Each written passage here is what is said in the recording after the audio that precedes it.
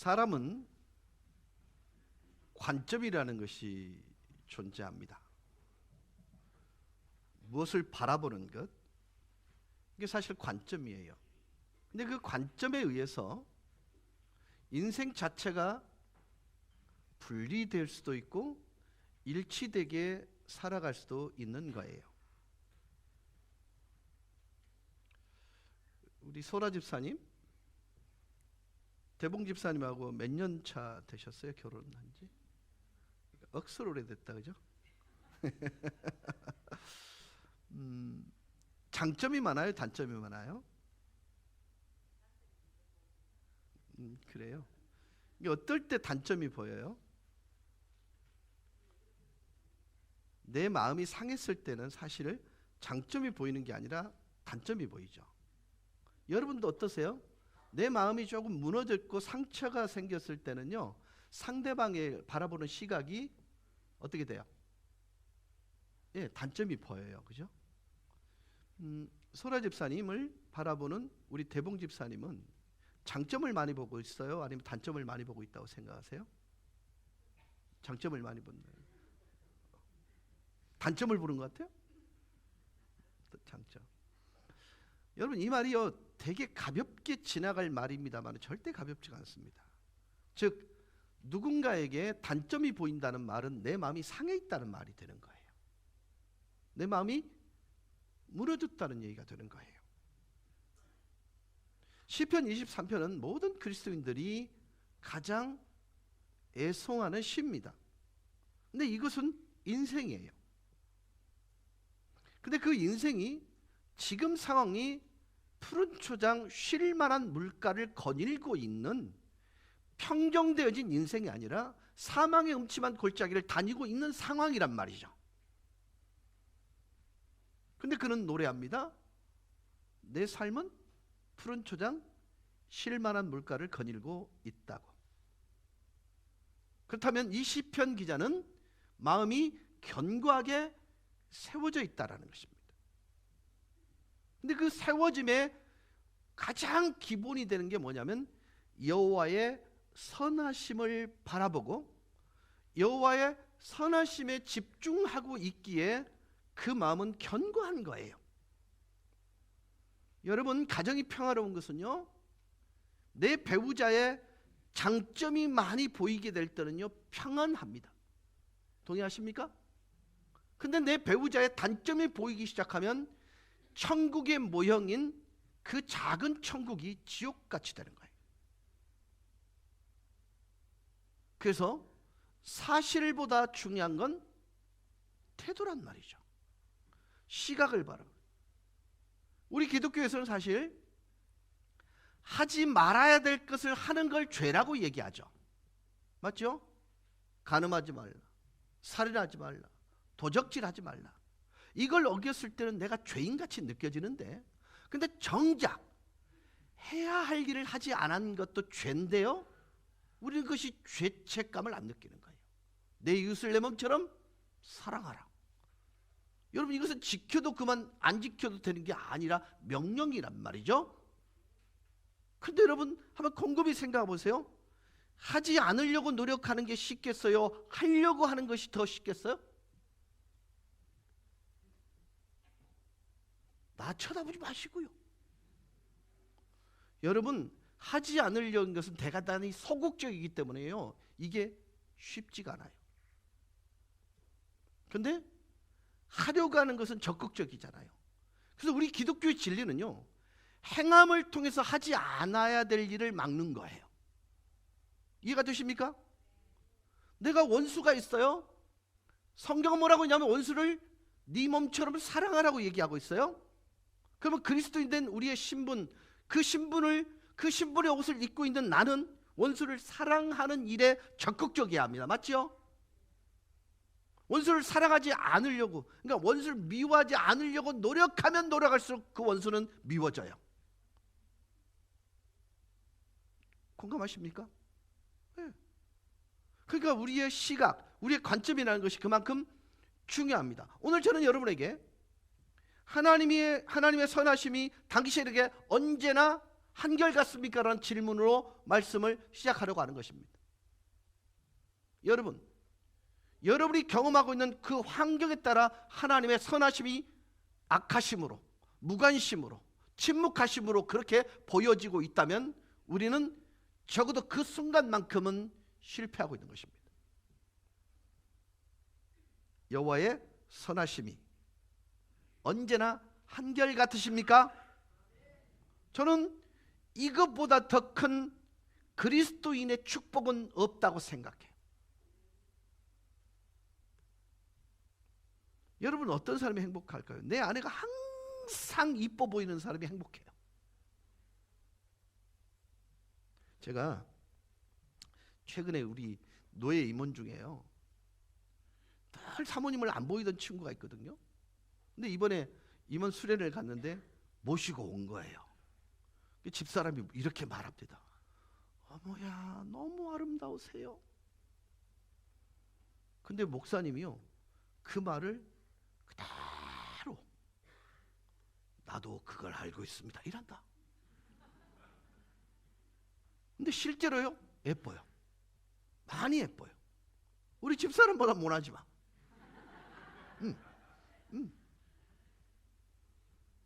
근데 그분이요, 기도 제목이 그랬대요. 하나님, 저는 얼굴이 이쁜 여자가 내 와이프가 됐으면 좋겠습니다. 그렇게 기도했대. 감동이 없는데요. 근데 저는요, 우리 성도들과 함께 지내면서요, 진짜 이쁜 여자는요, 마음이 이쁜 여자예요. 속이 이쁜 여자가 진짜 이쁘다? 그게 오래 가는 거예요. 근데 그 속은요, 대단히 부정적인 요소, 부정적인 것이 그것에 잠식당하지 않은 되게 긍정적인 것들이에요.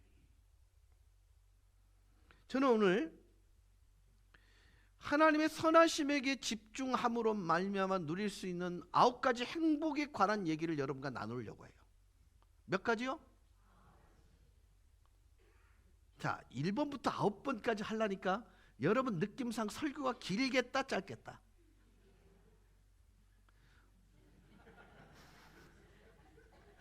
오늘 설교요, 일찍 마쳤던데요? 되게 일찍 마쳤어요. 네. 이거 걱정하지 마시고요. 5째 이러니까요, 어떤 분이 한숨을 쉬더라고요. 아닙니다. 그 정도로 길지 않습니다. 그런데 여러분, 잊지 마셔야 됩니다. 시편 23편을 통해서 하나님이 우리에게 당신의 선하심에게 초점을 맞춘 인생에게 주시는 축복이 뭔지를 되짚어 볼 필요가 있어요. 그래서 행복할 수 있는 9가지 요건들이 여기 있어요. 자, 우리가 행복하기 위해서 가장 중요한 본질이 뭐다? 여호와의 선하심에 집중하자. 여러분, 우리의 상황과 상관없이 여호와의 선하심은 나에게 항상 한결같기를 주님의 이름으로 축복합니다. 여러분, 이거 정말 중요해요. 그래서 첫 번째, 하나님의 선하심은 내가 근심하여 염려에 사로잡혀 있을 때조차도 내 필요를 채우시는 하나님이세요. 아멘. 시편 기자는 이렇게 고백합니다. 나는 단 한순간도 여호와의 선하심에게 집중하고 있는 순간 결핍을 느껴본 적이 없습니다 라고 고백하고 있어요.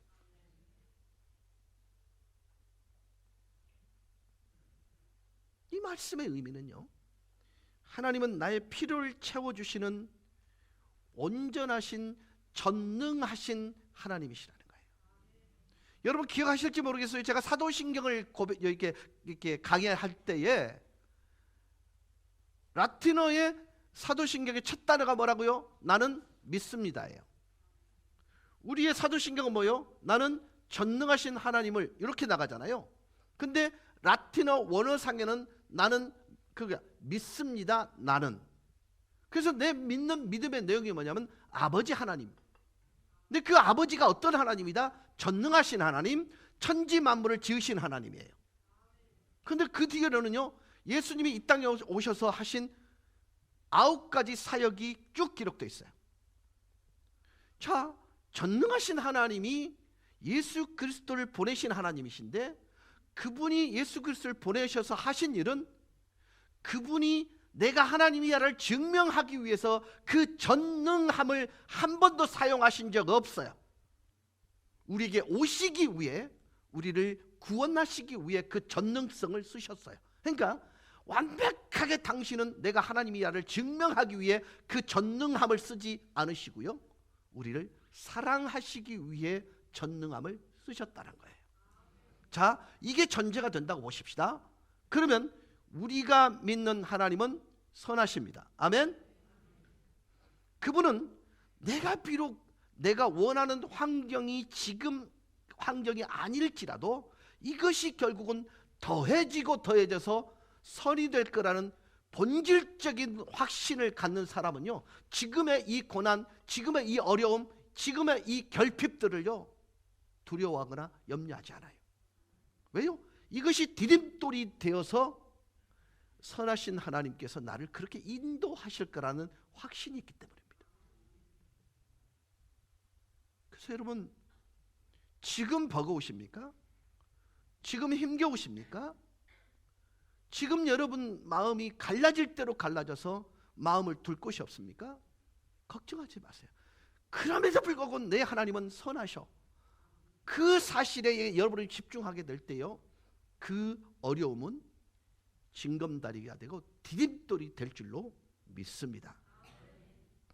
그래서 우리가 선한 목자 되신 하나님의 선하심에 집중하면 집중할수록 우리의 필요를 나보다 더 잘 아시는 그분께서 지금 내가 근심의 늪에 빠져 있다 할지라도 염려에 종노릇하지 아니하도록 우리의 필요를 채워주시는 거예요.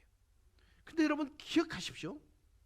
그 필요를 채우시는 방법이요, 원하는 양을 채우는 게 아니라 자족의 은혜를 채우시는 거예요. 100억이 필요한데 그 100억을 주시는 것이 아니라 지금 있는 것에 만족하는 자족의 은혜를 주신단 말이죠.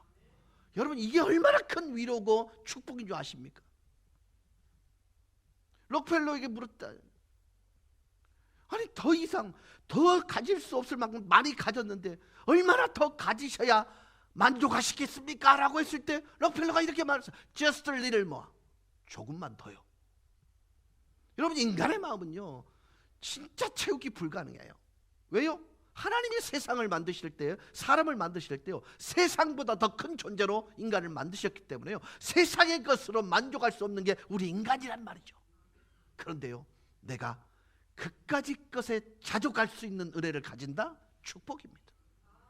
네. 여러분, 하찮은 것에 감사를 느끼고 감격하는 사람은요 진짜 멋있는 인생을 사는 것입니다. 그렇잖아요.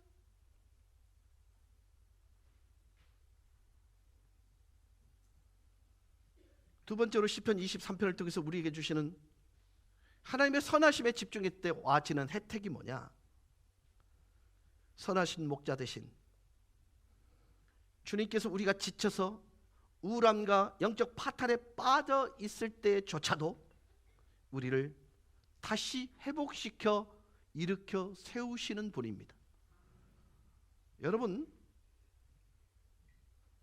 이 경기를 하다 보면 제일 무서운 게요, 특히 격투기 할 때요, 진짜 무서운 사람이 뭐냐면 때려서 넘어뜨린 사람이 무서운 게 아니에요. 넘어졌다 일어나는 놈이 제일 무서워요. 홍수환 씨 기억나십니까? 예? 저 봤잖아요. 그거 50원 되고. 옛날에는 잠궈놓고 돈 받고 나서 그거 오픈했거든요. 10원 주면 되는 거 그때는 빅 이벤트였기 때문에 50원 줬습니다. 그때요, 정말 멋있었습니다. 근데 제가 볼 때는요, 이 카라스키아가요 질린 거예요. 4번을 넘어뜨렸는데 벌떡벌떡 일어나는 거예요. 그리고 막 이랬단 말이죠. 여러분 기억하십시오. 그리스도인들은요 넘어진 상태에 머물러 있는 존재가 아니라 일어나는 존재입니다. 왜요? 우리 아버지께서 선하신 분이기 때문에.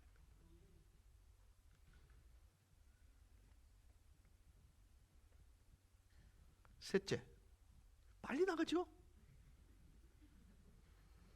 선한 목자 되신 주님은요, 우리가 거의 부도 상태 지경에 있을지라도 나에게 새 힘을 공급해 주시는 은혜, 축복을 주십니다.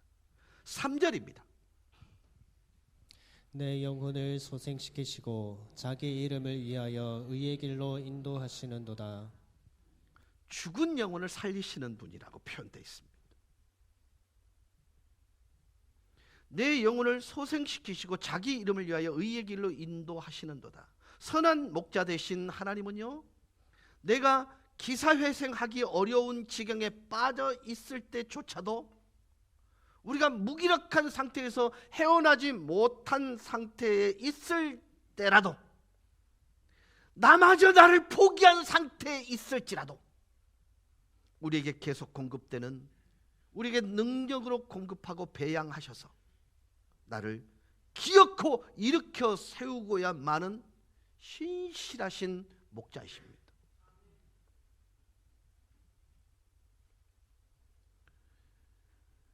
제가 대학원을 4번째 합격했다 그러니까 어떤 분이 어디죠? 저기 경기도 쪽에 가보면 젊은 청년들만 한 2만 명 모이는, 청년 부부만 2만 명 모이는 그런 교회가 있어요. 그분 이제 성이 주씨인데요, 그분은 7번 떨어졌어요. 이번에 그 수련을 갔는데 운전하시는 목사님이, 우리 형님 아깝다. 왜 그랬더니 4번이라서 그래. 8번 떨어졌으면 어찌 됐을까? 이러는 거예요. 웃자고 하면 좀 웃어주시면 얼마나 좋을까요? 여러분, 지금 돌아보면요, 매년 한 번의 실패들이 저를 더 견고하게, 그리고 그분에게 더 집중하도록 만드는 계기가 되었었습니다. 그리스도인들에게는요, 실패라는 단어는 쓰면 안 돼요. 늘 계기가 되는 것입니다. 동기부여가 되는 것입니다. 왜요? 하나님이 그렇게 인도하시기 때문에 그렇습니다. 그렇습니다. 나를 향하신 하나님의 선하심은요, 절대로 즉흥적이거나 단회적으로 이루어지는 게 아니라 끈질기게 악착같이 신실하게 이루어지는 변함없는 하나님의 일하심이에요. 그래서 여러분, 부탁드린 것은요, 하나님의 선하심에 집중할 때 하나님이 나를 위해 끊임없이 반복적으로 지체하지 않고 악착같이 신실하게 나를 향해 일하고 계심을 믿음의 눈으로 볼 수 있는 것입니다. 그래서 우리는 근심하는 자가 아니라 세상을 향하여 당당히 이기는 자로 살아갈 수 있는 거예요.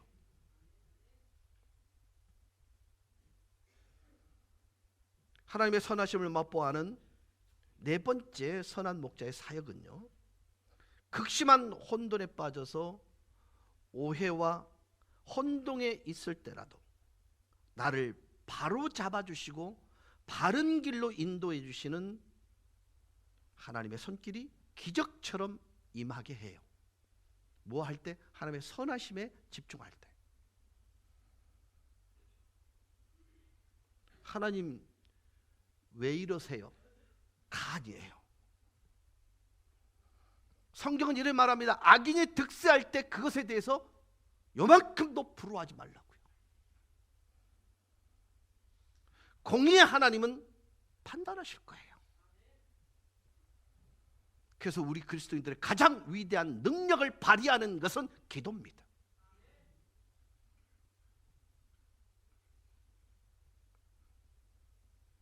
하나님의 선하심은요, 단지 감정이나 기분에 관한 영역이나 관계가 아니에요. 오히려 우리가 혼돈에 헤매일 때 우리 스스로 갈 바를 알지 못하고 방황하고 극심한 혼란에 빠져 있을 때에도 하나님의 선하심은 하나님 되심의 명예를 걸고 나를 바른 길로 인도해 내고야만은 하나님의 열정이고 하나님의 비전이고 하나님의 간절한 소원입니다. 그러니까 여러분, 그리스도인들이요, 바른 길이 아닌 길을 가게 될 때 고통스러운 것입니다. 힘겨운 것입니다. 근데 이상합니다. 고통스러운 길임에도 불구하고 그것이 바른 길일 때는요, 힘듦이 없습니다.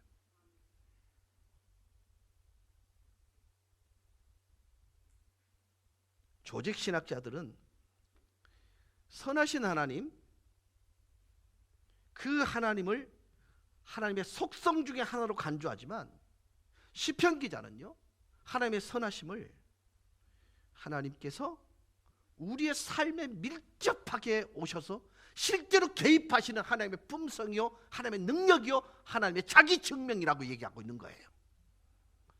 여러분, 하나님의 하나님 되시면요, 성도된 저와 여러분을 통해서 입증하고 증명할 수밖에 없는 거예요. 왜요? 그분은 우리를 통해서 이 땅을 통치하기를 원하고 이 땅을 변화시키기를 원하시는 분이기 때문에요, 결국 우리는 보이는 말과 같은 존재잖아요. 여러분, 언어라는 게 속이 있으면 그 사람의 생각이에요. 밖으로 드러난 걸 행동이라고 해요. 그렇다면 우리 그리스도인들이, 내가 진정한 그리스도인이라면, 하나님의 선하심에 집중하는 인생을 살고 있는 그런 크리스찬이라면요, 내 속이 결국 그리스도로 가득 찼을 것이고 우리의 표현은요, 그리스도의 식과 법을 따르는 삶의 표본일 거예요.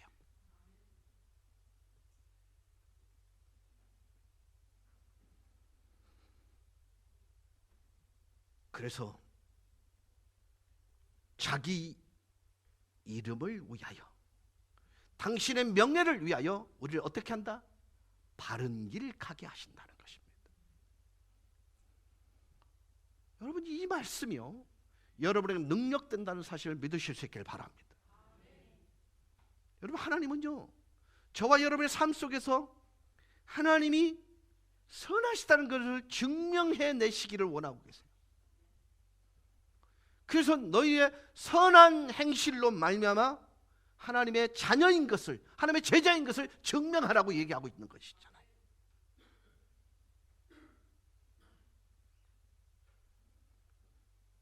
다섯 번째, 선한 목자 되신 하나님은 내가 가장 어둡고 두렵고 불안한 상황에서조차도 나와 함께 하시는 하나님의 선하심을 맛보게 하시는 분이세요.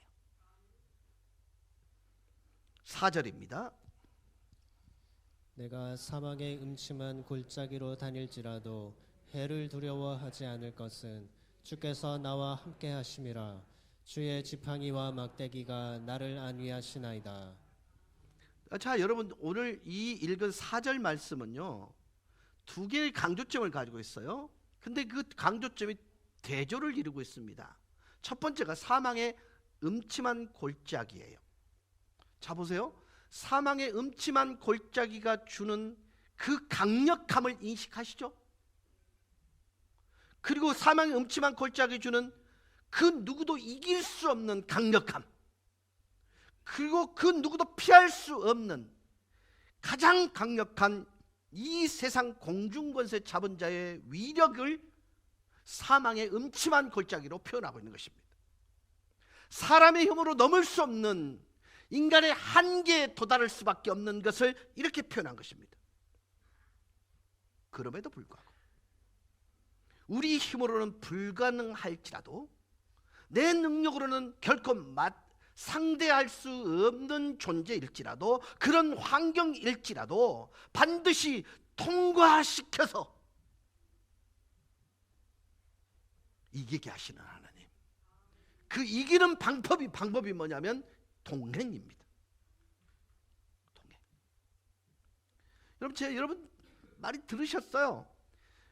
제가 전북 고창군 아산면 남산리 도봉이라는 동네에서 태어났거든요. 근데 그 동네에요, 저하고 거의 같은 달에 태어난 정연이라는 친구가 있습니다. 이 친구는요 우리 집 식구보다 쪽수가 하나가 많아요. 그러니까 패싸움을 하면 우리가 밀려요. 그러니까 그 밀린 시기 때 제가 이 아이한테 얼마나 갈굼을 당했는지 몰라요. 여러분 혹시 그런 경험 있는지 모르겠어요. 이렇게 걷는데 뒤에 오다가 딱 뛰는 순간 발로 탁 차는 거. 아, 모르셨구나. 그런 경험 없으셔요? 송집사님 나와봐. 아, 이런 거 해봤을 건데. 앞을 보고 걸어가요. 너무 빨리 걸으면 큰일 난다. 걸어. 걸어. 이렇게 차. 요거 해봤다니까? 안 해봤어요? 해봤습니다. 근데 왜 모른 척해요? 안 되겠네. 안 그래서 이거는요 아주 양반이에요. 가는데 발 탁 걸면 그대로 넘어져. 넘어지면 아갖고 한 대 엉덩이를 탁 찍고 가고, 가는데 책보따리를 딱 뺏어갖고 틀어놓고 도시락 다 뒤집어지게 만들어. 근데 아무 소리 못했어요. 왜냐하면 패싸움은 우리가 밀리거든. 어느 날이었습니다. 글망한 내를 발령해서 딱 오른 거야. 득달같이 달려갔습니다. 그럼 보라는 듯이 뺨알때기를 실해 주셨습니다. 근데 그 아이는 아무 짓도 못하고 부르르 떨고 있는 거예요. 이렇게. 왜요? 우리 아버지가 뒤에 있었거든. 여러분, 저는요 동행이라는 이 단어가 우리가 이해하기 쉽게 이렇게 말하지만요, 하나님의 동행은 이것과 본질적으로 차이가 있습니다. 당신의 이름과 명예를 나에게 걸었어요.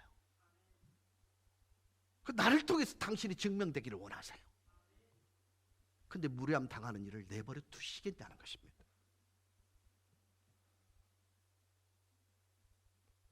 여러분 한번 생각해 보세요. 잘못 사는 사람들에 대해서는 사람들이 무례할 수 있습니다.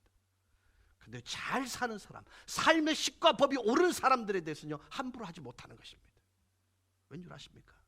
거기는 경외감이 있기 때문입니다. 그래서 그리스도인으로서 정말 잘 살면요 함부로 하지 못해요.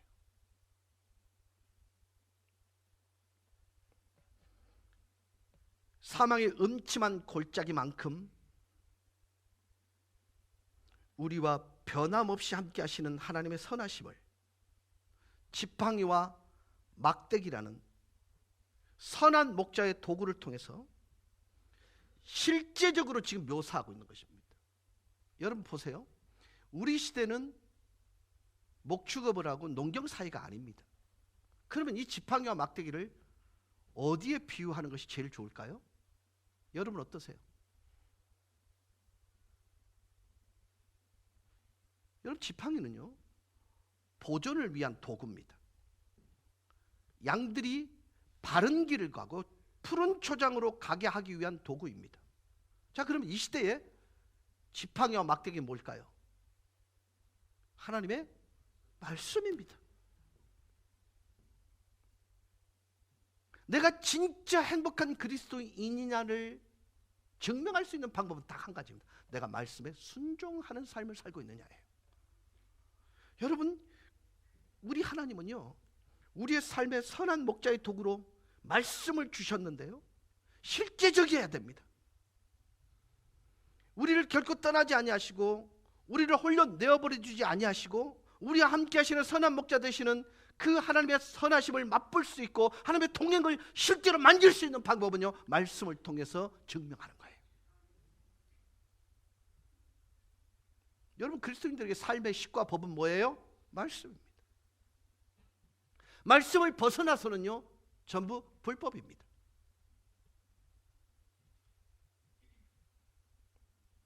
여섯 번째, 선한 목자 되신 하나님의 선하심은 우리가 불안 가운데 빠져 있을 때조차도, 우리가 온갖 두려움에 에워싸여 있을 때조차도 나를 지키시고 보존하시고 보호하시고 그리고 우리를 하나님의 선하심을 맛보게 하는 거예요. 4절입니다. 주의 지팡이와 막대기가 나를 안위하시나이다. 여러분, 우리를 어떻게 하나님이 보존하시는지를 추상적인 묘사를 거부하고요 실제적인 구체성을 강조하고 있는 것입니다. 거듭 강조합니다. 지팡이와 막대기는 똑같은 거잖아요. 선한 목자 되시는 하나님의 우리를 지키시고 보호하시고 안익게 하시는 그 돌봄의 실제적 구체성은요, 일상에서 일어나는 축복이에요. 여러분, 우리가 법을 위반했을 때 불안할 수밖에 없습니다. 근심할 수밖에 없습니다. 그런데요, 정말로 선한 목자 되신 하나님이 나를 지키시고 보호하시고 안익게 하시는 선한 목자의 돌봄이 실제적인 일상에서 늘 우리의 입술 통해서 고백된다면요, 그거만큼 행복한 일 없어요. 오늘 우리 김 장로님께서 화재로 인해서 정말 고통당하지만 그래서 꿋꿋이 일어나고 있는 가정에 관한 기도를 한 적이 있습니다. 근데 제 사실요, 그곳을 방문했다가 돌아오는 길에요, 아찔한 사고가 있었습니다. 성우 장로님 그때 같이 있었죠? 다른 차 타셨어요? 다른 데로 갔구나. 그런데 우리는 진짜 위험했어요. 그 차 한 대가, 그게 뭐죠? 차종이? 그 높고 앞에 코 작은 애 있잖아요. 어쨌든 있어요.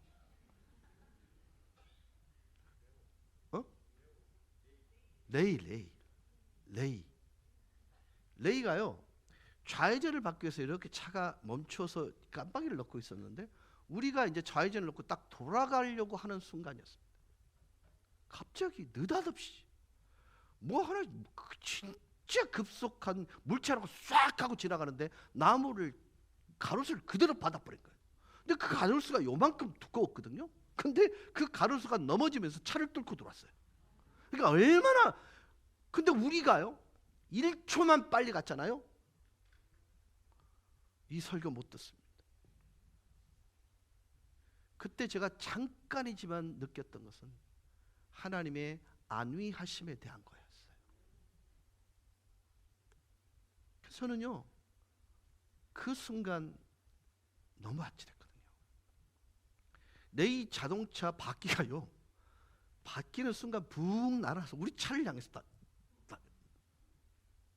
그리고요, 나무를 뚫고 들어왔는데 그 운전자의 핸들이요 쑥 들어와 있어요. 근데 그걸 한번 우리가 봉고에 부딪혔다고 생각해보세요. 근데 짧은 순간이지만 하나님은 그곳에서 어떠한 인사사고를 나지 않게 하셨어요. 그 상황에서도. 저는 여러분, 우리의 일상에서 일어나는 모든 일들이 기적이라고 믿습니다.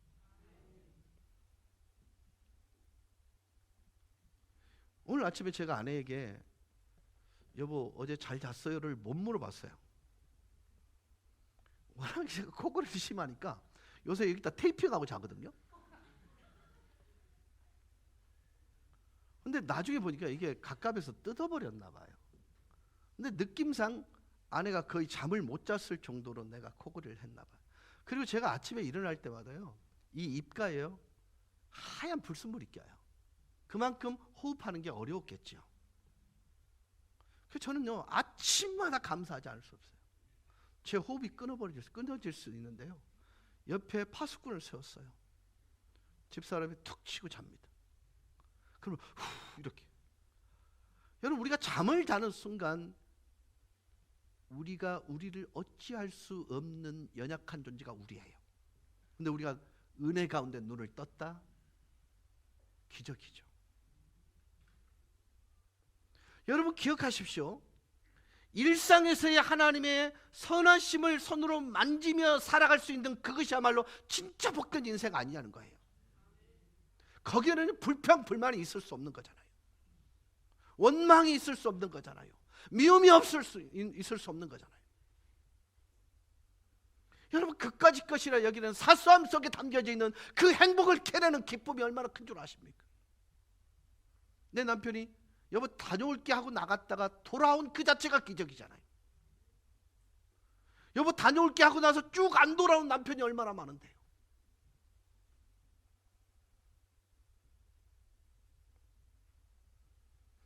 그렇습니다. 우리의 매일매일이 하나님의 지팡이와 막대기로 보호받고 인도함을 받고 역사하는 일들이 이어지고 있다는 사실을 단 한순간도 잊지 마셔야 됩니다. 그래야 감사하는 인생이 되는 거예요.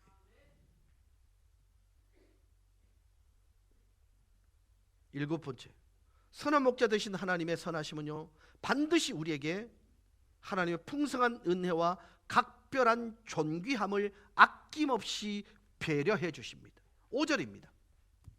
주께서 내 원수의 목전에서 내게 상을 차려주시고 기름을 내 머리에 부으셨으니 내 잔이 넘치나이다. 여러분, 살면서 과분한 대접을 받는 것은커녕 응답 받아야 할 정당한 대우조차도 못 받고 외면당하고 배신당하는 것이 다반사입니다. 그런데 하나님의 선하심은 내 자격 유무와 상관없이 노력의 결실과 내 수고에 비해서요, 비교할 수 없을 정도로 풍성한 은혜가 그 선하심 때문에 우리에게 베풀어지고 있다는 거예요. 근데 여러분, 아무리 설명을 해도요, 내가 실제로 일상을 통해서 느끼지 못하면요, 이것은 공허한 설교예요. 가만히 생각해 보세요. 정말 하나님 아니면 설명 불가능한 일들이 우리 가운데 얼마나 많이 일어나고 있는지요. 그토록 소중한 아내를 허락하신 하나님께 감사해 본 적 있어요? 그토록 소중한 남편에 대해서 여러분 집중해 본 적 있으세요? 그 아이를 우리 가정 가운데 허락해 주신 하나님께 감사해 보셨어요? 여러분 기억하십시오. 여러분의 자녀들이 정말 힘겨운 시간을 보내고 있다면요, 답은 하나입니다. 믿어주면 반드시 제자리로 와요. 그리고 여러분이요, 보이는 언어로 살아갈 수만 있다면요, 그 아이는요, 길을 바로 찾습니다.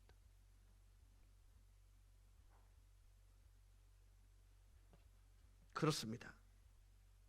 그 베풀어지는 은혜를 체험하는 그것이 최고의 행복이고 우리가 존재해야 하는 이유입니다. 하나님의 선하심을 찬양하고 하나님의 선하심을 대대로 전하고 나누고 남기는 그 일이야말로 정말 소중한데 받은 것에 비하면 미비합니다. 여러분, 은칠노삼이라는 말 들어보신 적 있습니까? 은혜가 70, 노력이 30. 근데 그 노력마저도 하나님의 선하심의 합작이에요. 여덟 번째, 저와 여러분에게 어떤 일이 발생하더라도 하나님의 선하심은 우리에게 변함없이 한결같은 하나님의 하나님 되심을 우리로 하여금 포기하지 않게 해요. 6절입니다. 내 평생의 선하심과 인자하심이 반드시 나를 따르리니 내가 여호와의 집에 영원히 살리로다. 하나님의 선하심은 과거나 현재 혹은 미래 한순간에만 한정되는 일시적이고 제한된 역사가 아닙니다. 하나님의 선하심은 반드시 이루어지는 과거와 현재 그리고 미래의 한결같은 하나님의 위대한 사역이고 우리에게 가장 선명하게 약속하고 성취하시는 하나님에 대한 신뢰의 지표입니다.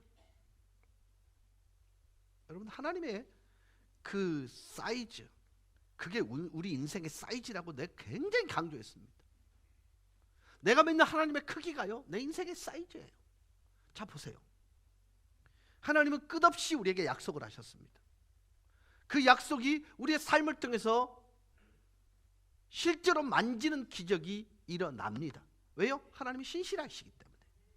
그 사실을 믿는다면 내가 지금 믿음 가지고 고백한 그 기도는 땅에 떨어지는 법 없이 이루어집니다. 그러니까 여러분, 시간의 문제일 뿐이지 낙심하지 마세요.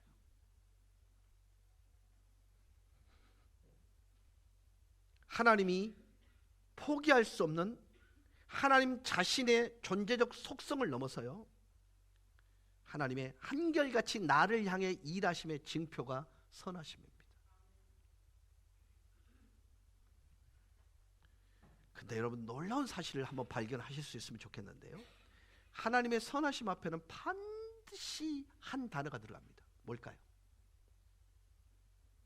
반드시입니다.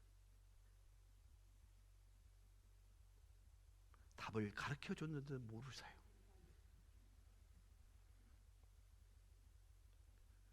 하나님은 반드시 선하심에 집중하는 사람에게 당신의 하나님의 하나님 되심을 증명해 내세요. 마지막입니다. 축하합니다.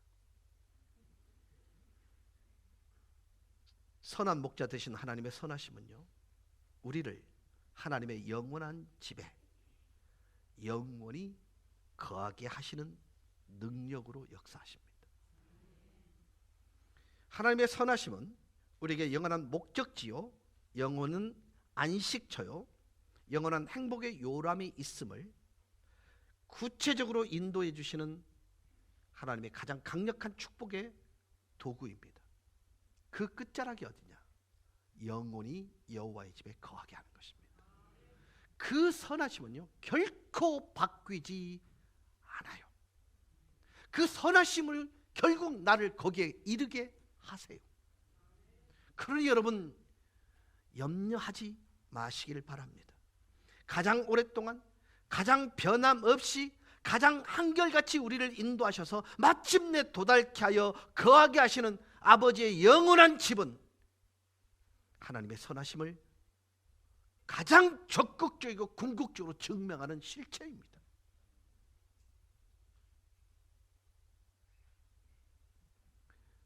혹여 그럴 기회가 있으면 반드시 가세요.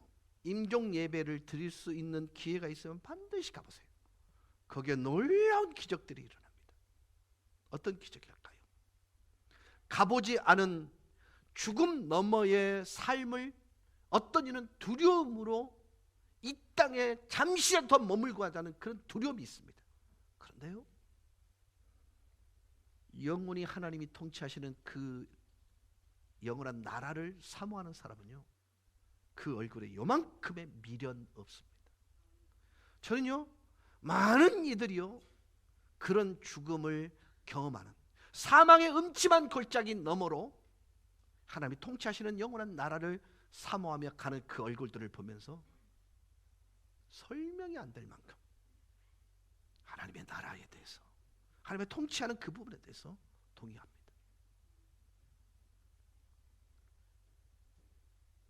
여호와의 집에 내가 영원히 거하도록, 영원토록 거한다는 그 사실 자체가요, 하나님의 선하심을 보여주는 강력한 증거요, 강력한 소망의 힘을 우리에게 보여주는 것입니다. 이처럼 우리가 선한 목자 되신 하나님의 선하심을 맛보게 될 때에 시편의 저자처럼, 시편 23편의 저자가 고백한 것처럼 이 멋지고 이 값지고 이 소중한 신령한 축복과 혜택 풍성히 누려서 우리의 삶이 하나님의 선하심을 노래하고 고백하고 감사하고 기뻐하고 기도하며 사는 그런 행복한 삶이 되기를 주 예수 그리스도 이름으로 간절히 축원합니다. 찬양하십시다.